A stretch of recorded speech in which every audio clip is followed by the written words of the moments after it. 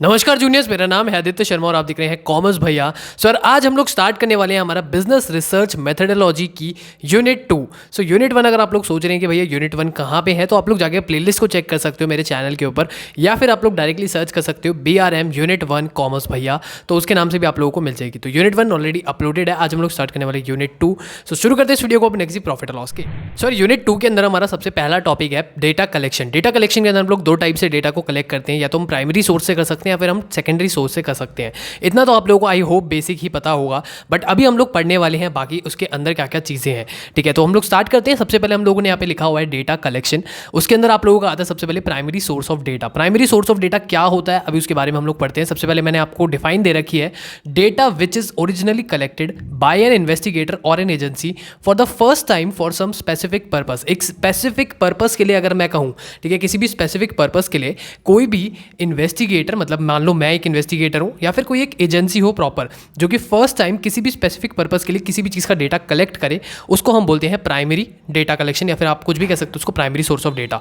अगर हम लोग बात करें उसी तरह सेकेंडरी सोर्स ऑफ डेटा की, तो सेकेंडरी सोर्स ऑफ डेटा भैया क्या होता है? सो सेकेंडरी होता है हमारा data which is not directly collected but rather obtained from published और अनपब्लिश्ड सोर्सेज। जैसे कि एग्जाम्पल भी अभी मैं दोनों को समझाऊंगा, बट उससे पहले मैं आप लोगों को एक बार क्लियर कर देता हूँ कि प्राइमरी आप लोगों का क्या होता है और सेकेंडरी क्या होता है। देखो प्राइमरी आप लोगों का वैसे बेसिक आप लोगों को पता ही होगा, बट फिर भी आप लोगों को एक्सप्लेन करना पड़ेगा क्योंकि चैप्टर के अंदर है। सो हाँ, प्राइमरी सोर्स ऑफ डेटा आप लोगों का ये होता है जो कि आप लोग, मैंने जैसे बताया, कोई एक इन्वेस्टिगेटर या फिर कोई एक एजेंसी जब किसी चीज़ के लिए, मतलब कोई भी एक स्पेसिफिक पर्पस के लिए वो लोग जब डेटा को कलेक्ट करते हैं फर्स्ट टाइम, ठीक है, पहली बार कर रहे हैं, उससे पहले कभी उसको इतिहास में कभी भी नोट डाउन नहीं किया गया है, उसको हम बोलते हैं primary source of data collection. अगर हम लोग बात करें सेकेंडरी डेटा कलेक्शन की, तो सेकेंडरी आप लोगों का वो होता है जो कि किसी भी पब्लिश्ड या फिर अनपब्लिश्ड सोर्स में से उठा के, मैंने मान लो कोई भी एक रिसर्च कर ली, कोई भी एक उसके ऊपर आर्टिकल लिख दिया, तो उसको हम बोलते हैं सेकेंडरी डेटा कलेक्शन। या फिर मैंने कहीं से भी पब्लिश्ड या फिर अनपब्लिश्ड सोर्स से मैंने कहीं से भी कुछ उठाया और लिखा, मतलब कुछ भी किया, तो उसको हम लोग बोलेंगे mainly secondary.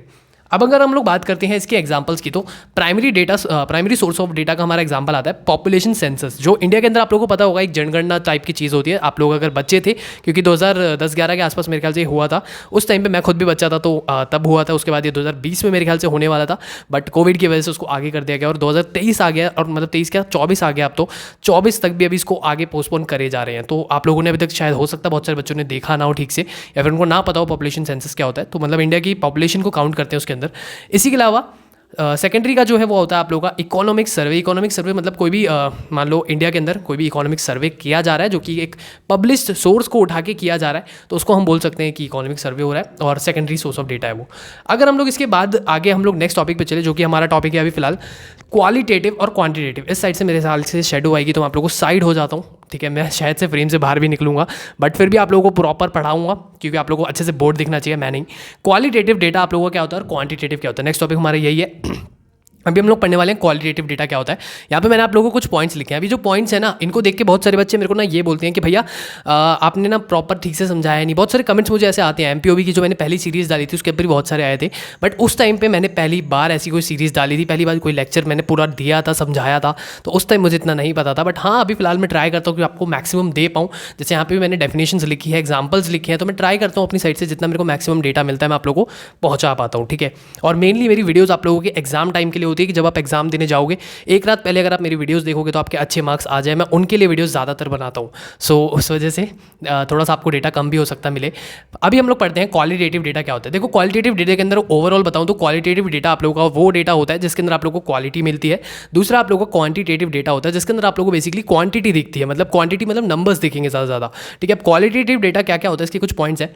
Explore topics in more depth. अगर इसके अंदर ना हम लोग कोई भी टॉपिक उठाते हैं ना, तो उसको बहुत ही डीप लेके जाते हैं, बहुत ही इन डेप्थ हम लोग उसको समझने की कोशिश करते हैं। बट अगर वहीं पे मैं बात करूँ इसकी कॉस्ट की, तो कॉस्ट इसके अंदर कम आती है, फ्लेक्सिबिलिटी इसके अंदर ज़्यादा होती है, क्योंकि मैं जैसे मर्जी इसको फ्लेक्सिबल कर सकता हूँ, अलग अलग तरीक़ों से इसको हम लोग चेंज कर सकते हैं, अपने अकॉर्डिंगली कर सकते हैं, या फिर एनवायरमेंट के अकॉर्डिंगली चेंज हो सकता है, फ्लेक्सिबल है। इसी के अलावा अगर हम लोग बात करें क्वांटिटी इसके अंदर आती नहीं है, इस वजह से मैंने यहाँ पे क्रॉस लगा रखा है कि क्वांटिफाई हम इस डेटा को नहीं कर सकते। ऊपर के 3 पॉइंट्स आप लोगों के लिए इसके लिए प्रोज हैं, मतलब ये सारे इसके बेनिफिट्स हैं या फिर मेरिट्स हैं। नीचे के 2 पॉइंट्स इसके डीमेरिट्स हैं। इसके अलावा एक और डीमेरिट क्या है, कांट जर्नलाइज फाइंडिंग। फाइंडिंग। अब इसके अंदर हम लोग ना फाइंडिंग्स को जर्नलाइज नहीं कर सकते, मतलब जर्नलाइज मतलब आप लोग उसको लिख नहीं सकते तमीज से, या फिर उसको जर्नल तरीके से नहीं बता सकते। तो इसकी कोई भी फाइंडिंग्स होती है तो उसको हम लोग जर्नलाइज नहीं कर सकते, क्लियरली मैं बता रहा हूँ। अगर हम लोग चलते हैं हमारे क्वांटिटेटिव डेटा के ऊपर, जिसको कि मैंने बताया नंबर्स होते हैं, सो इसकी पहली बात तो भाई इसके अंदर बहुत ज़्यादा स्पीडी कलेक्शन हो जाती है, आप जल्दी से इसको कलेक्ट कर सकते हो। इसी के अलावा क्विकली एनालाइज, इसको आप जल्दी से एनालाइज भी कर सकते हो, जितनी जल्दी कलेक्ट होगा उतनी जल्दी एनालाइज भी होगा। सो बहुत सारी पब्लिक के लिए अच्छा भी रहता है, जिसको भी जल्दी क्विक एनालाइज करना है, जिसको जल्दी क्विक कलेक्शन करनी है। इसी के अलावा जर्नलाइज्ड ईजिली, इसको हम लोग ईजिली जर्नलाइज भी कर सकते हैं, जैसे कि हमारा क्वालिटेटिव डेटा ईजिली जर्नलाइज नहीं हो सकता, बट ये ईजिली जर्नलाइज हो सकता है, मतलब वो तो हो ही नहीं सकता, ठीक है। कैन बी एनोनिमस, ये एनोनिमस भी रह सकता है। एनोनिमस मतलब आपने देखा होगा ना हिडन, तो वो चीज़ भी ये कर सकता है। इसी के अलावा अगर ये सारी आप लोगों को फैसिलिटीज़ दे रहे हैं, वही चीज़ होती है ना कि कुछ नहीं दे रहा तो आप लोगों को लेस एक्सपेंसिव मिलेगा, बट यहाँ मिल रहा है तो कॉस्टली मिलेगा। लास्ट पॉइंट आप लोगों का लिमिटेड टू प्रोब आंसर्स, ये आंसर्स प्रोब करने में, प्रोबेबिलिटी निकालने में बहुत ही ज़्यादा लिमिटेड रहता है, वहाँ पे थोड़ी सी ये दिक्कत देता है। अगर हम लोग बात करें अब हमारे नेक्स्ट टॉपिक की, जो कि हमारा methods of primary data collection. So अभी हम लोग पढ़ने वाले हैं दो अलग अलग टाइप के मेथड्स पढ़ने वाले हैं। एक में हम प्राइमरी डेटा कैसे कलेक्ट करेंगे वो पढ़ेंगे, एक में हम पढ़ने वाले सेकंड डेटा कलेक्शन। तो प्राइमरी के बारे में सबसे पहले पढ़ते हैं। सबसे पहले हमारा डायरेक्ट पर्सनल इन्वेस्टिगेशन। अब मैं जरा आप लोगों को मुंह दिखा के थोड़ा सा समझाऊंगा, क्योंकि इसके अंदर मैंने पॉइंट्स नहीं लिखे, मेन पॉइंटर्स लिखे जिसको आप अपने नोट्स में नोट कर सकते हैं। तो सबसे पहले आप लोगों का प्राइमरी डेटा कलेक्शन या फिर प्राइमरी हाँ, इसका पहला पॉइंट है हम लोगों का direct personal investigation. Direct personal investigation क्या होता है? सो यार देखो, अगर मैं डायरेक्टली किसी के भी पास जाता हूँ और मैं उसका इंटरव्यू लेता हूँ, उसको हम बोलते हैं डायरेक्ट पर्सनल इन्वेस्टिगेशन। इसके अंदर आप लोग बहुत सारे पॉइंट्स लिख सकते हैं, जैसे कि अगर मैं मान लो आपसे फेस टू फेस बातें कर रहा हूँ, तो उसके अंदर क्या होगा, मैं आपसे कुछ भी पूछ सकता हूँ, मैं आपका रिएक्शन नोट कर सकता हूँ, फीडबैक ले सकता हूँ, काफ़ी सारे बहुत सारे मेरिट्स आते हैं इसके अंदर। बट हाँ, ये आप लोगों का थोड़ा सा टाइम टेकिंग ज़्यादा हो जाता है, इसके डीमेरिट्स ये लिख सकते हो आप लोग। अगर हम लोग बात करें इनडायरेक्ट ओरल इन्वेस्टिगेशन की, इनडायरेक्ट ओरल इन्वेस्टिगेशन का क्या मतलब है? मैं डायरेक्टली आपसे नहीं पूछ रहा हूँ, मैं किसी और से पूछ रहा हूँ, बट ओरली पूछ रहा हूँ। ओरली क्या मतलब, ओरली से आप लोगों का क्या मतलब है कि मैं डायरेक्टली किसी से मुंह से पूछ रहा हूँ, बट मान लो आपकी जगह पे मैंने आपके भाई से पूछ लिया, किसी और से पूछ लिया, ठीक है, या फिर इनडायरेक्टली मैंने आपसे पूछा, मतलब घुमा फिरा के बातों से किया। इनको हम बोलते हैं इनडायरेक्ट ओरल इन्वेस्टिगेशन, ठीक है। और इन दोनों के मेन पॉइंटर्स जो होते हैं ना वो सेम ही होते हैं, क्योंकि इसमें हम डायरेक्टली जा रहे हैं और इसमें हम इनडायरेक्टली पूछ रहे हैं, बट फिर भी हमारे पैसे वैसे उतने ही लगेंगे, टाइम उतना ज़्यादा ही लगेगा, तो इनके डीमेरिट्स वैसे ही रहते हैं। अगर हम नेक्स्ट की बात करें इन्फो फ्रॉम कॉरेस्पॉन्डेंट्स, तो हम लोग अगर इसकी बात करते हैं तो इसके अंदर आप लोगों का पॉइंट आता है इन्फॉर्मेशन हम ले रहे हैं कॉरेस्पॉन्डेंट से। जैसे मान लो मैं कहीं पे गया, या फिर आपने देखा होगा ना जो रिपोर्टर्स रिपोर्टिंग करते हैं अलग अलग जगहों पे जाके। जैसे अभी कुछ टाइम पहले मैं यूट्यूब पे एक वीडियो देख रहा था, जो वीडियो थी एक स्लम के बारे में, दिल्ली का एक स्लम था, कीर्तिनगर एरिया का। सो वहाँ पे उन्होंने वीडियो रिकॉर्ड कर रखी थी, वहाँ पे एक रिपोर्टर गया हुआ था और उसने रिकॉर्डिंग कर रखी थी। सो उसको हम बोलते हैं, जब वो रिपोर्टर गया वहाँ पे लोगों से बात कर रहा था, तो उसको हम बोलते हैं कॉरेस्पॉन्डेंट से बात करना। मतलब रिस्पॉन्डेंट की जगह पे हम डायरेक्टली को रिस्पॉन्डेंट से बात कर रहे हैं, उसके किसी भाई बहन बंधु किसी से भी बात कर रहे हैं। सो अगर मेनली ये काम ना रिस्पॉन्डेंट वाला जो ये होता है, को रिस्पॉन्डेंट वाला, ये काम ना मेनली वो लोग करते हैं जो रिपोर्टर्स होते हैं। रिपोर्टर्स जब जाते हैं किसी भी जगह पे, तो मान लो अगर किसी बंदे के साथ कुछ एक्सीडेंट हुआ है, तो वो साथ वाले से पूछते हैं, तो इसको आप उसमें काउंट कर सकते हैं। टेलीफोनिक इंटरव्यू, टेलीफोनिक इंटरव्यू आप लोग का वो इंटरव्यू होता है जो आप कॉल पे लेते हैं। मान लो मैं किसी बंदे का कॉल करके इंटरव्यू ले रहा हूँ, या फिर मैंने भी जब मैं कॉलेज लाइफ में था तो मैंने उनको मतलब इंटरव्यू दिया था बहुत सारी कंपनीज़ को, तो उस टाइम पे टेलीफोनिक इंटरव्यूज़ भी मैंने काफ़ी सारे दिए थे जो कि कॉल पे होते हैं। उसके अंदर आप लोग वीडियो कॉल नहीं करते, सिंपली जो हम लोग कॉल करते हैं वाली कॉल पर आपका इंटरव्यू लिया जाता है। इसी वजह से इसका नाम टेलीफोनिक पड़ा, क्योंकि पहले टेलीफोन यूज़ किया जाता था। लास्ट आप लोग का क्वेश्चन के थ्रू आप कर सकते हैं। क्वेश्चन को या तो आप लोग डायरेक्टली फिल करा सकते हैं, मतलब किसी एक बंदे के थ्रू फिल करा सकते हैं। मान लो मेरा ही क्वेश्चन है, मैं जाऊँगा लोगों के पास, लोगों से क्वेश्चन करूँगा और फिल करवाऊँगा। सेकंड पॉइंट होता है हमारा क्वेश्चनर, जिसको कि आप लोग मेल कर सकते हो, जिसको हम मेलिंग क्वेश्चनर या फिर मेल्ड क्वेश्चनर भी बोलते हैं।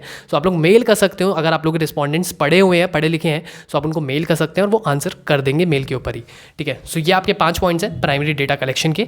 नेक्स्ट है हमारे मेथड्स डेटा कलेक्शन करना, बट सेकेंडरी। तो उसके अंदर ना 2 ही मेथड्स है, जैसे कि हमने डिफाइन में भी पढ़ा था, पब्लिश्ड और अनपब्लिश्ड सोर्सेज।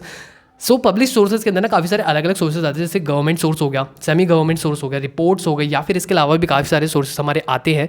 जैसे कि क्या क्या हो गया, न्यूज़पेपर के अंदर देख सकते हैं, मैगजीन्स के अंदर देख सकते हैं, या फिर किसी ने रिपोर्ट लिख दिया, आर्टिकल लिख दिया, तो वहाँ पे आप लोगों को मिल जाएगा पब्लिश सोर्स ऑफ डेटा, ठीक है। अगर हम लोग बात करें अनपब्लिश्ड की, तो अनपब्लिश्ड के अंदर हम लोग किस चीज़ को डालेंगे? अनपब्लिश्ड के अंदर आप उन चीज़ों को डाल सकते हैं, जैसे कि मान लो किसी बंदे ने ना कोई रिपोर्ट करी थी, या फिर किसी बंदे ने कोई भी आर्टिकल लिखा था, बट उसको ना पब्लिश नहीं करवाया, कहीं पर भी आपको मिलेगा नहीं। आप डायरेक्टली उस बंदे से जाके पूछ सकते हो कि यार आपने इस टॉपिक पर रिसर्च करी थी, रिपोर्ट लिखी थी, आर्टिकल लिखा था, तो क्या आप मेरी हेल्प कर सकते हो? मैं इसके ऊपर आगे रिसर्च कर रहा हूँ। सो ऐसे ऐसे करके, जैसे अगर हम बात करें किसी साइंटिस्ट की, किसी साइंटिस्ट ने किसी चीज़ पे रिसर्च करी और उससे मैं जाके पूछता हूँ कि आपने इसके ऊपर रिसर्च करी, बट आपने इसके ऊपर कुछ पब्लिश नहीं किया, तो उसके बाद उसके पर्सनल नोट्स होंगे, उनसे मेरी हेल्प हो सकती है। तो ये होता है आप लोगों का अनपब्लिश सोर्सेज। बाकी मैं ज़रा 2 मिनट के लिए साइड होता हूँ, फ्रेम से बाहर निकलता हूँ, आप जल्दी से इसका स्क्रीनशॉट ले लीजिए। आई होप आप लोग स्क्रीनशॉट ले रहे हैं। सो यहाँ पे होता है हमारा यूनिट 2 का फर्स्ट पार्ट खत्म, ठीक है। यूनिट 2 अभी आधी ही खत्म हुई है, बाकी का आधा आप लोग देखेंगे नेक्स्ट पार्ट के अंदर। तो पार्ट 2 के लिए आप लोग स्टे ट्यून्ड रहें, आप लोग पार्ट 2 बिल्कुल देखें। और हो सकता है अगर आप लोग एग्जाम टाइम पे देख रहे हैं तो पार्ट 2 आ चुका होगा, आगे की वीडियोस जल्दी से देखो। पहले की वीडियोस नहीं देखी तो वो भी देख सकते हो यूनिट 1 की। इस वीडियो को लाइक करो, शेयर करो, बाकी मैं मिलता हूं आपसे अगली वीडियो में। अभी के लिए इतना ही, धन्यवाद।